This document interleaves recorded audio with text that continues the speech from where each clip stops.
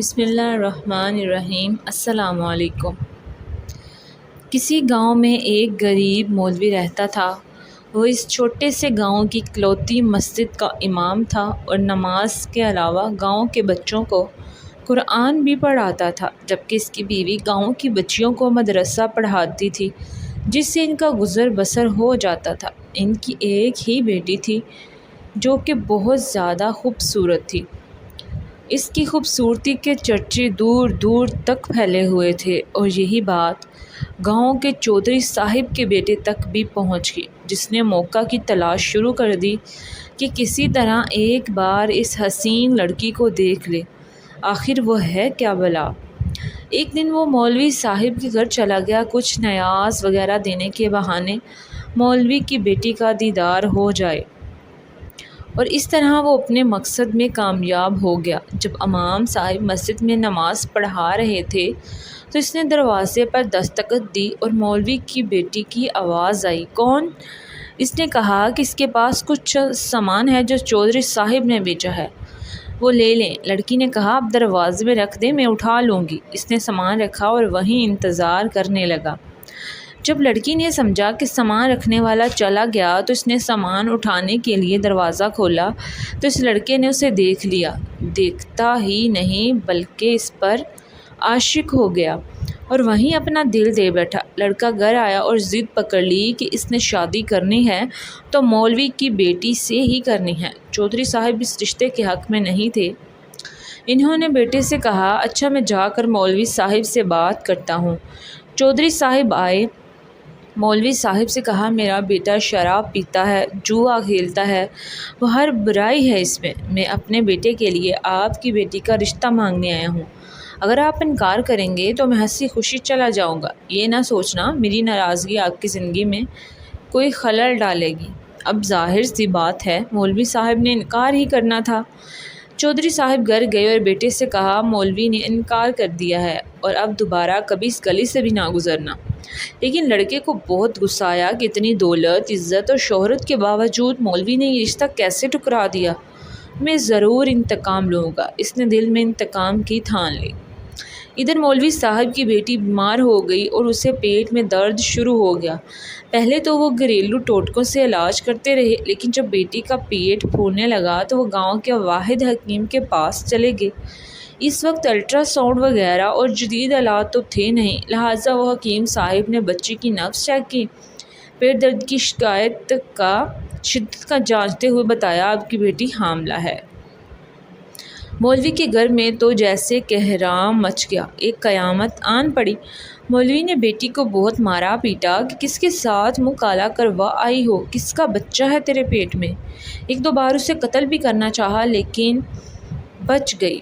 اسے یقین تھا کہ اس کی بیٹی بے گناہ ہے۔ وہاں اس کی بیٹی بھی اس امتحان پر اللہ سے امید لگا کر بیٹھی تھی کہ اب کوئی معجزہ ہی اسے اس نہ کردہ گناہ سے نکال سکتا ہے۔ ادھر چودھری کے بیٹے نے جب 2-3 بار مولوی کو بیٹی کے ہمراہ حکیم کے پاس جاتا دیکھا تو حکیم کے پاس چلا گیا، تھوڑی سی رقم ادا کی تو مولوی نے ساری بات اگل دی۔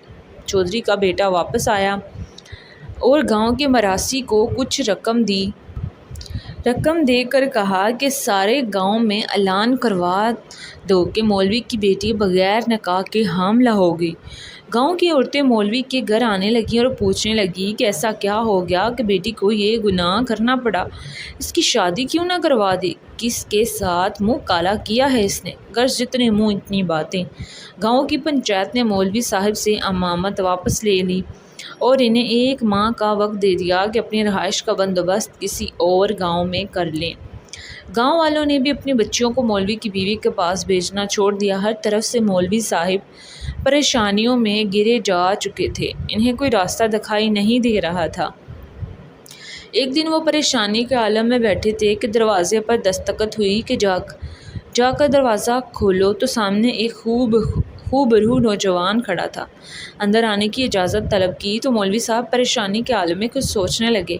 لڑکا سمجھ گیا اور اپنا تعارف کروایا کہ میں آپ کا شاگرد، بچپن میں آپ سے قرآن پڑھا ہے، فلاں شخص کا بیٹا ہوں اور برابر والے گاؤں سے آیا ہوں۔ مولوی صاحب نے پہچان لیا اور اسے اندر لے آئے۔ اس نے اپنے آنے کا مقصد بتایا۔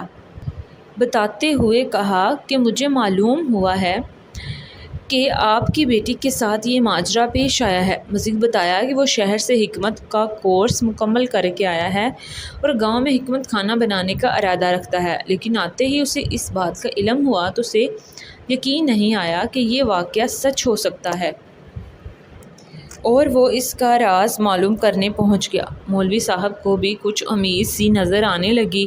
اس لڑکے نے مولوی صاحب کی بیٹی کی نبض دیکھی، کچھ تفصیلات پوچھیں اور پھر کچھ سوچتے ہوئے مولوی صاحب سے ایک بکرا اور ایک کتے کا بندوبست کرنے کو کہا، جبکہ لڑکی کو دن کا کھانا کھانے سے منع کیا اور بھوکا رہنے کو کہا۔ اس کی بات پر عمل کرنا پڑا۔ مولوی صاحب اور کرتے بھی کیا، ڈوبتے کو تنکے کا سہارا، رات تک سارا بندوبست کر دیا گیا۔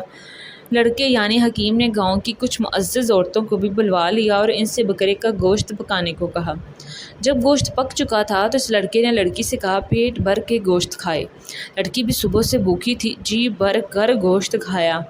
جب لڑکی نے گوشت کھا لیا تو اس وقت تک محلے کے کچھ مزید لوگ بھی مولوی کے گھر کے باہر جمع ہونا شروع ہو گئے کہ یہاں کیا ماجرا چل رہا ہے۔